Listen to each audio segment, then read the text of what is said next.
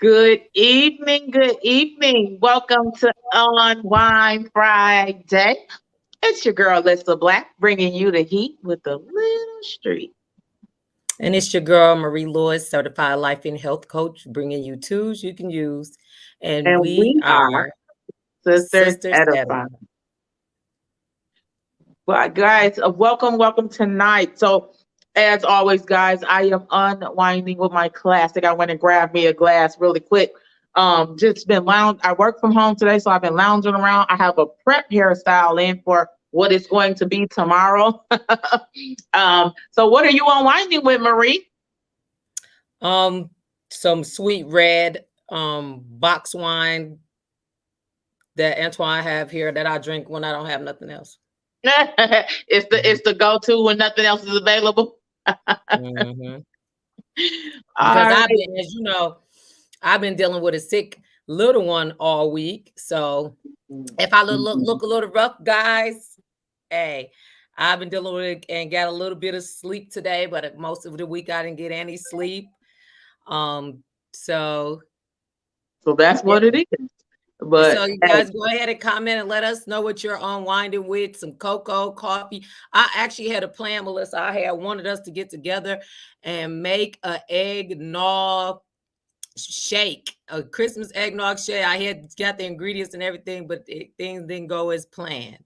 I know, but I didn't know about the well, you know what? Tomorrow we will be together celebrating our niece's 16th birthday. So maybe you can bring a little with you. Oh, No, a shake? No, you got to do the ice cream, and I was it's an gonna. actual shade. Okay, never mind. Yeah. So it's like it's an eggnog milkshake, but I was gonna use the Christian Brothers.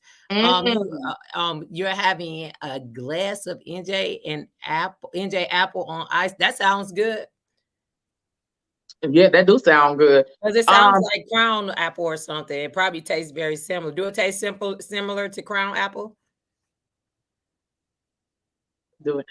So our topic tonight, guys, just a little background. It's just been on my spirit in our area. And I just found out a little more about this story. In our area, it was a fire that was just literally around the corner from myself. And in the fire, two kids died. They were trapped in the house and they died in the fire. It turned out to be someone that we were going to pay to replace our roof. So we had went to their house a few times to kind of discuss, the roof, getting our roof done. And it turned out to be their children when their house caught on fire. And their children passed. So tonight, our topic is going to be teaching Oh, safety to so it your was the people who children. was gonna do your. It was the people. It was No, I the said it was the people. people who's It gonna was be the doing your people roof that. kids. Yes. So they stay a few blocks from us. And we met. Aaron met them doing something, and they were gonna do our roof for us. We was trying to catch them, but they were pretty busy or whatever. So we never actually went.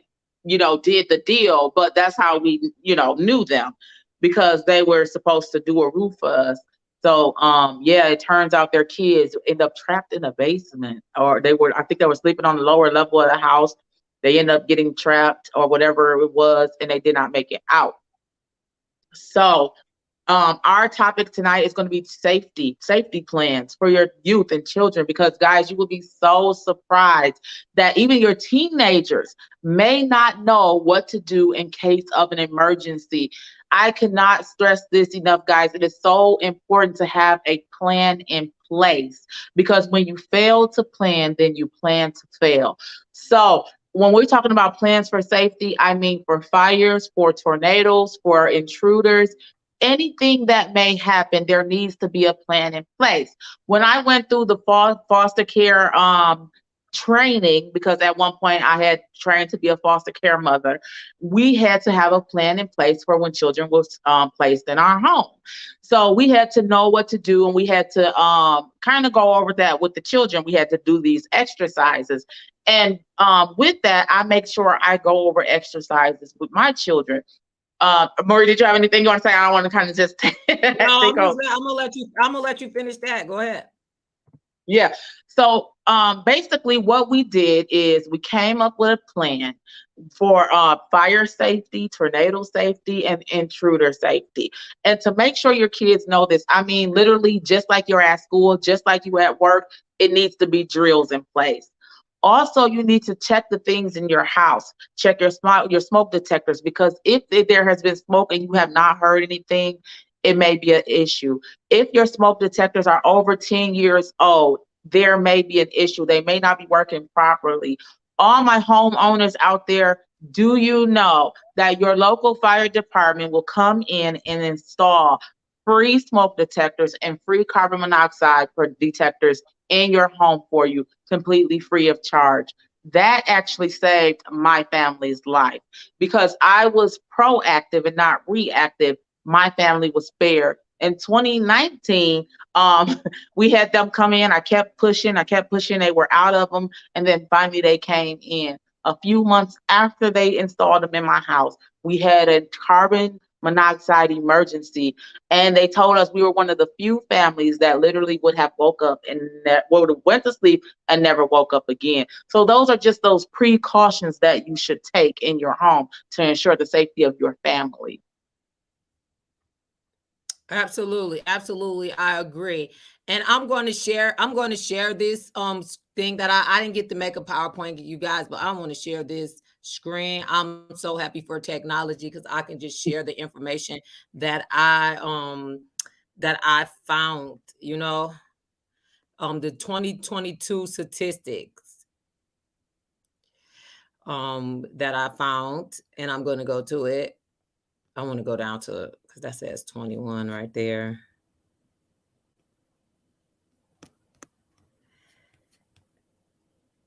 So the top things that causes house fires. Let me get back to the thing. Can you still see? I can't see your screen. I can see you, but I can't see your screen. So I'm gonna guess that's the same thing. Yeah, I'm gonna take this off again. I got pre-prep You can't hairstyles. see. You can't see. You can't see I'm me. I can see you, but I thought you were sharing your screen. Oh no, I was asking you. Can you see me? Oh yeah, I can see you. Oh, okay. I've been drinking. I got hot, y'all. Y'all got to excuse my Pippi Longstocking braids because, like I told y'all, all my naturals out there, you know what it is. Prepping for a actual hairstyle tomorrow.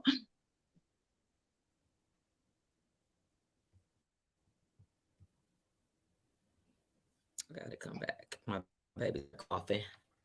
All righty, this right here. So these are the top things that cause fires, you guys. This is so important right here. I don't know if you guys can see that really good on your Yeah, end, but what causes house fires? The top. This right here is following data that come from the U.S. Fire Administration, National Fire Protection Association. So the top 3 causes of residue fires are cooking, 50% of all fires, heating equipment, and electrical malfunctions. A house fire happens every 87 seconds. This is why it's so important for us to teach our kids a fire safety plan. Just imagine that a house fire. You hear that, Melissa? A house fire happens every 87 seconds. And over 22% of non-residential fires are electrical fires caused by short circuits or wiring problems. Also, Thanksgiving is the peak day for cooking fires. You want to know why that is? Because people want to eat fried turkey. I don't want no grease on my turkey. Did it say that, or that's you coming to you? I know it is. If you want me to prove it, I can. No, I'm not. I'm just asking. I'm like, did it say that? Because it's little for me. That's my opinion why it's the peak day. Got it. Okay, we need to say that. And then NFPA reports that that close to 30% of fires starts in home. Each year, over 18,000 fires are started due to fireworks. In less than 5 minutes, the heat from a house fire can reach over 1,100 degrees Fahrenheit. 45% of the home fires in the fall months, when most Americans use their fireplace to keep warm. So 45% happen in the fall months. People use their fireplace. You guys got to clean out those fireplaces. Different fireplaces too, guys. 90% of homes in the United States have had some form of fire or smoke-related damage. According to Stanford Children's Hospital, of the children hospitalized for burn, 20% of children under the age of 4 are treated for contact burns, you guys. So this is right. That right there is so important because I want to go back to the top of here so you guys can see. When I found this, what caught my eye is when I put this up, 500 children each year. Look at that. House fires cost on average are about 2,620 civilian deaths each year. The majority of the home fire deaths are caused by smoke inhalations. Every year, 500 children 14 and younger are killed in fires. And this is the 2022 research, not any other research, the 2022 research. And this is the reason why me and Melissa want to talk about safety plans for you. And Melissa, I didn't know if you had any safety tips, but there is safety tips on here. I do have some. Okay, go ahead. No, I'm saying if you can share those ones first, and then I'll go and I'll share the ones that I have. Okay. Because it's just so safety tips right here. Is it saying safety tips on that screen? Mm-hmm. Yeah, it is. Yeah, it is. Okay, I'm like, I gotta be close because it's small I for don't got me. my glasses on, so I have to go back to the screen right here. So listen, you guys, fire safety tips. Even one death due to a house fire is too many. Absolutely. Review these safety tips and install the proper fire prevention measures in your home. If you like more information, the National Safety Council has additional details on how to keep your home safe. 1, if you use a space heater or any other portable heaters, be sure to keep these heaters at least 3 feet away from any flammable objects such as blankets or curtains. 2, space heaters should also be kept on a tile or ceramic floor away from combustible surfaces such as carpet or rug. Ooh, I'm guilty for not doing that. 3, consider purchasing a space heater that automatically shuts off in the event that it's tip over. Now, I do make sure I have those kind. 4, be sure to extinguish the embers in a fire or the flame of a candle when you leave the room. 6, install a fire alarm in every room and every floor of your home. Install a carbon dioxide detector in every floor of your home. 2, test all devices yearly and replace batteries as needed.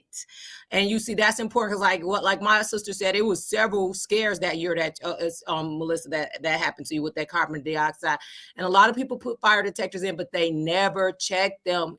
If you notice that your fire detectors are not going off when you see smoke in your kitchen, your batteries need to be changed.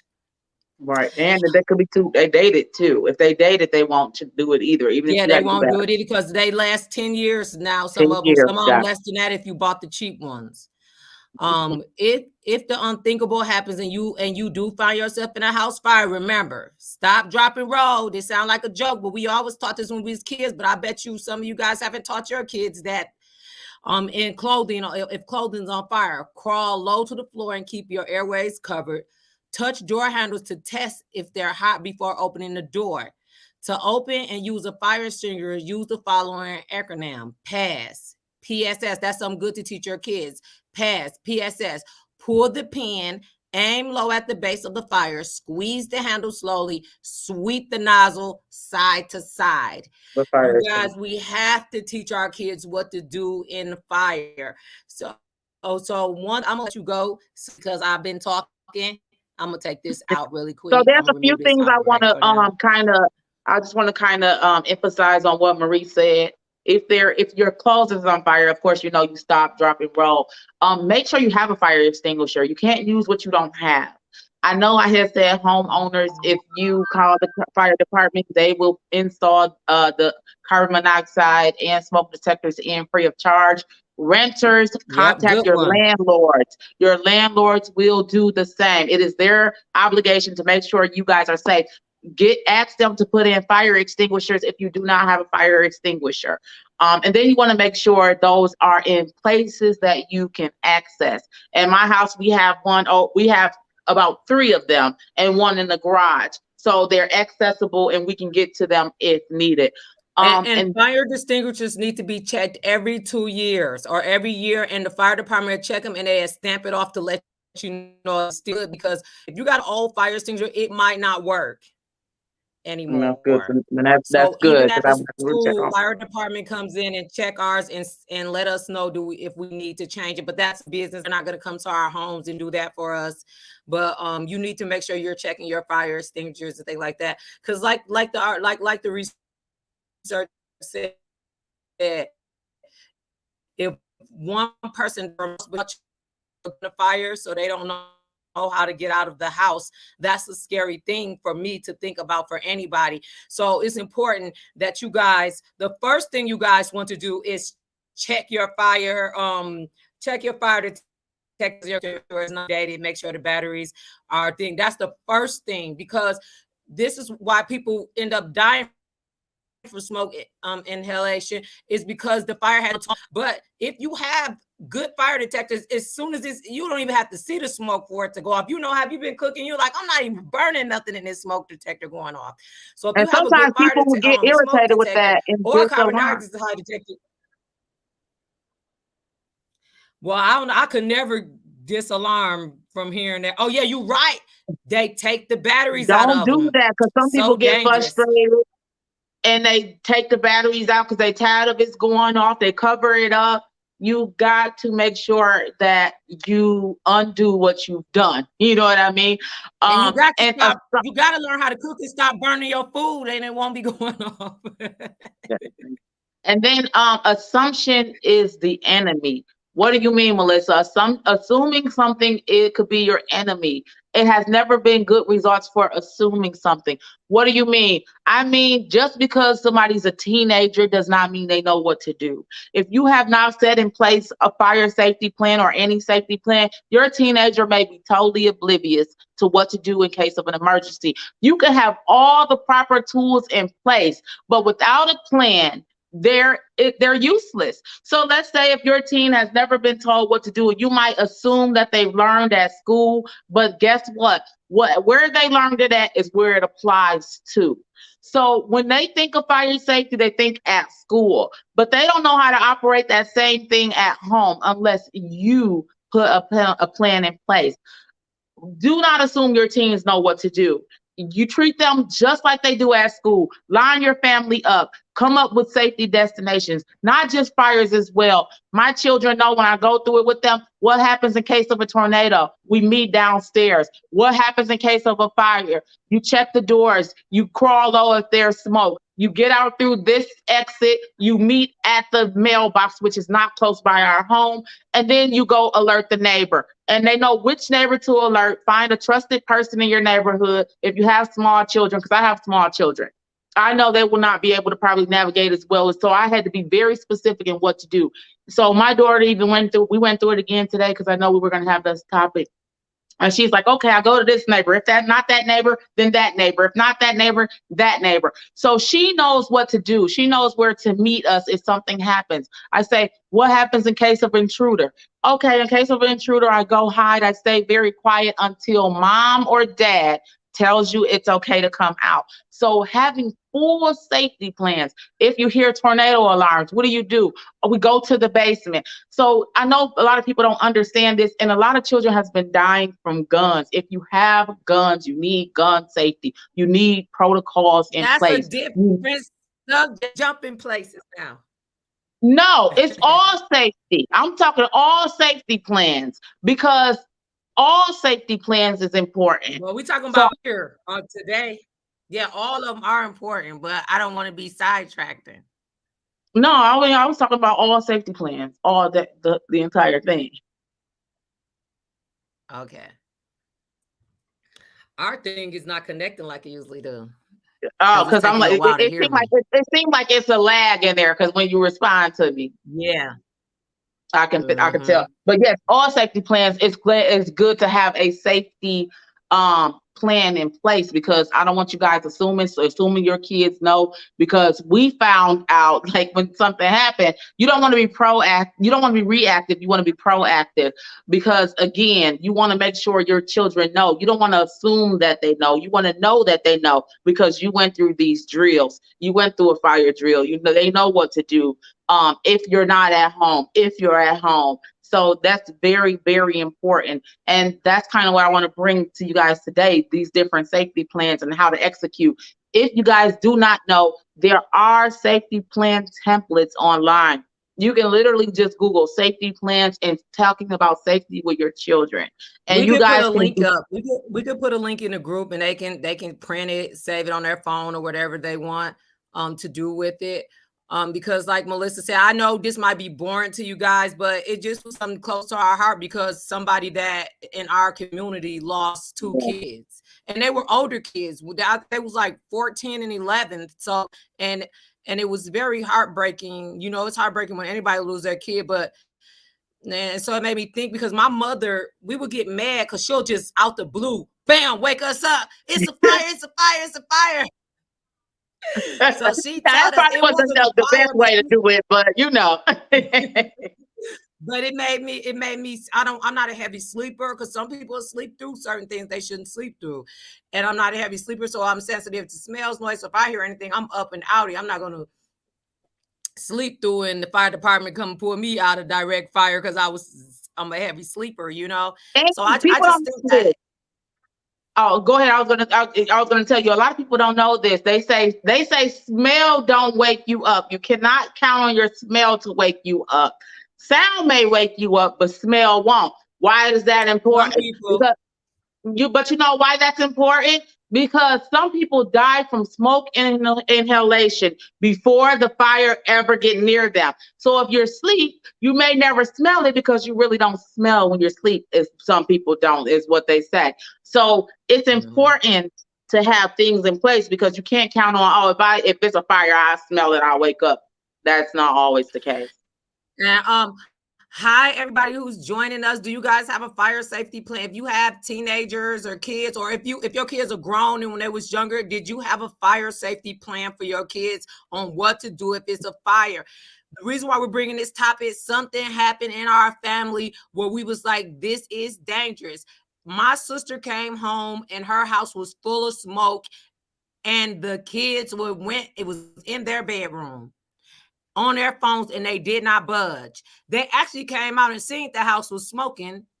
The younger one told the oldest one, and because she didn't care, he didn't care, and they both went back to their rooms. And if it would have been something serious, we could have lost them.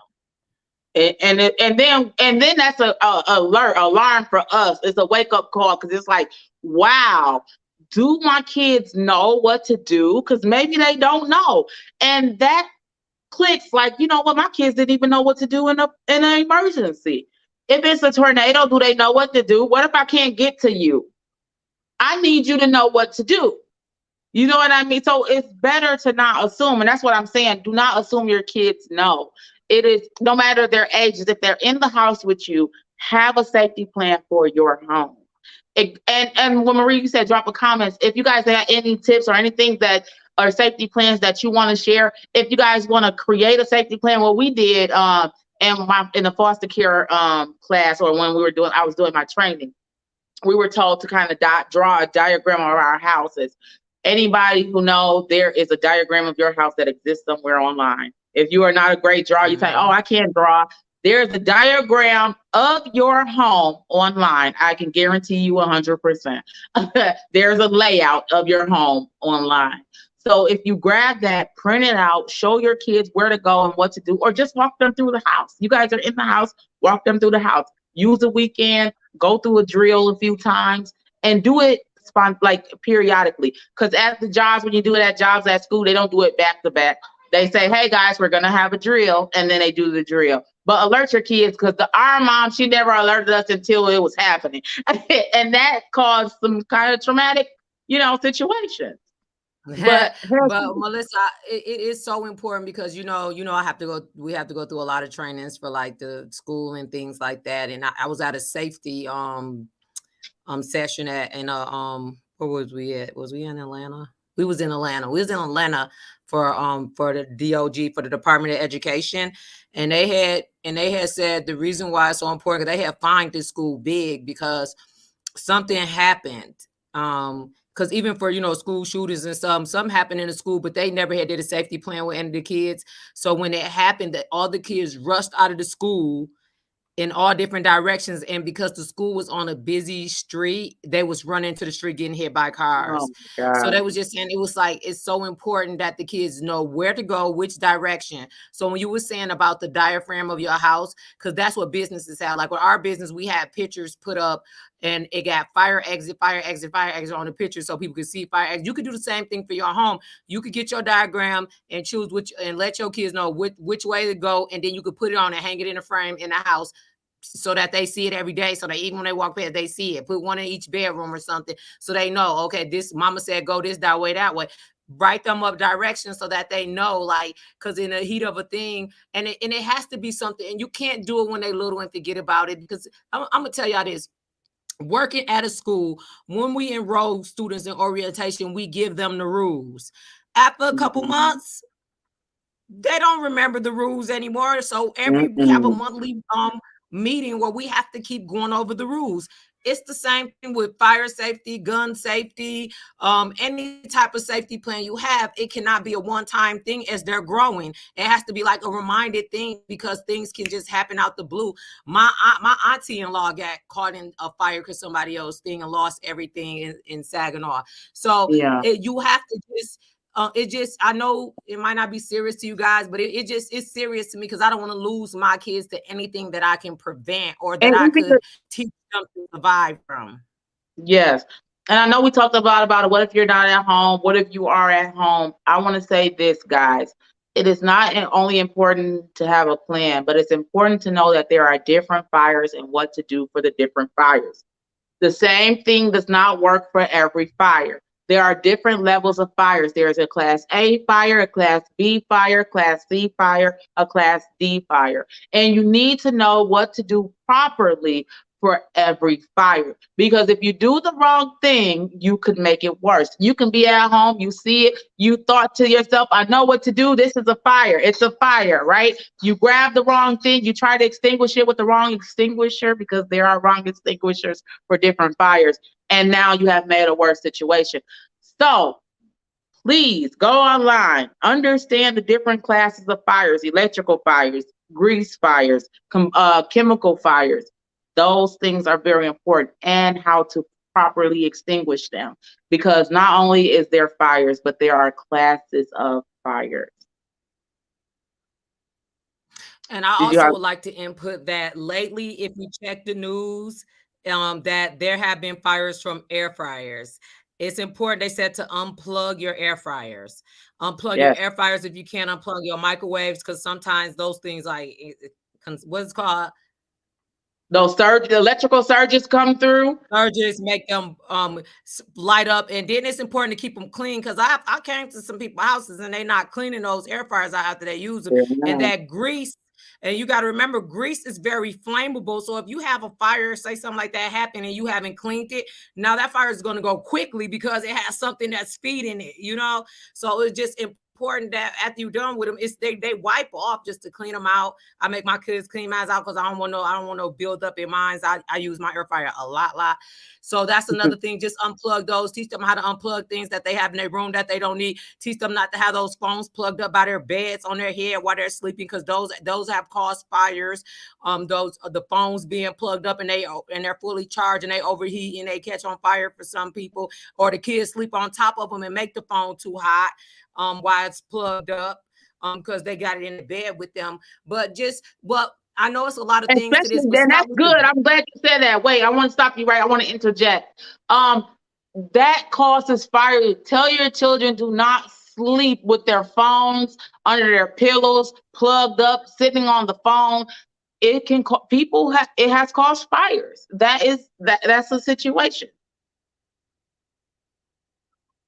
Because Absolutely. And you might look at it as a small thing, but it's not. Those, have you ever been on your phone and it just got so hot you had to take it off your ear? You like, and it oh, was a this is hot. I didn't teenager. have to It watch was my other watch. oh, go ahead. No, go ahead about your watch. uh, My watch, when my old watch one time got really, I was talking on it like the phone, and I guess they not made to talk long on because baby, it got hot. It even said it was too hot that it was shutting down. And I know I seen the story where a teen went to sleep with his headphones in his ear, and they combusted, and it was just a terrible situation. He was sleeping with his headphones on. And so a lot of your teens do it, guys. You may not know, but it happens. If you leave with nothing else from this video, I truly want you to leave with coming up with a safety plan for different events that can occur for your family in your home. Because I promise you, as long as you can live with and leave with and sleep with the thought of your children knowing what to do in each situation, you're going to sleep better every night. It's going to give you some peace knowing that my family know what to do in case of a burglary, in case of a tornado, in case of a fire, in case of an intruder. Long as you know that they know what to do and what the family plan is, I promise you will sleep better at night knowing. Yes, and I would just like to end, just start with the basics. Like Melissa said, number one, check your fire detectors and your carbon dioxide detectors. Make sure that they are not dated, that they are still good. And go around your house tonight. Press the button. Make sure that they beep off. Make sure they don't have a red light blinking. If they have a red light blinking, then it needs a battery. If it's making a beep, it needs a battery. So it may, and don't take the batteries out because it's beeping when you cook. Practice cooking and don't burn your food. Turn the fire down. But to get back to the point, but check your fire detectors, check all your batteries, make sure they're on. If you don't have any, the fire department will give you some free. Your landlord will have to bring. You could call them. They happy to come out and do it. And a carbon dioxide detector, it's numbers. They will come out and put brand new ones in your house for you. And after you do that, come up with a fire safety plan and go through it with your kids. And a couple months. And remember, with carbon monoxide detectors, if you are going to self-install, please remember those need to be lower. Do not do them like you do smoke detectors, because for that, it will be too late. Those need to be lower toward the floor when you're going to do carbon monoxide detectors. So we thank you guys for joining us. Please give us more topics. My brother-in-law said that we're boring. That's why y'all don't want to watch us. Tell us what you're looking for, because what we want to do, we don't want to be another person who are getting a lot of views for being ratchet or doing stuff that's not going to feed my spirit or feed your spirit. We want to feed into people and give you knowledge, but have fun while doing it. So give us some tips on how we can become more fun to make you guys want to view more, to want to share more. Yeah, that's what I want to say. So thank you for joining us for thank you so much for joining us. Let me do my thing. Thank you so much for joining us for Unwind Friday. As always, if you have a topic like Marie said that you want to discuss, you can inbox it to myself or Marie. Drop it in our group if you are in our group, or leave it in the comments. We will do the research for you and bring it before you. Thank you so much for joining us for Unwind Friday. As always, have a great night.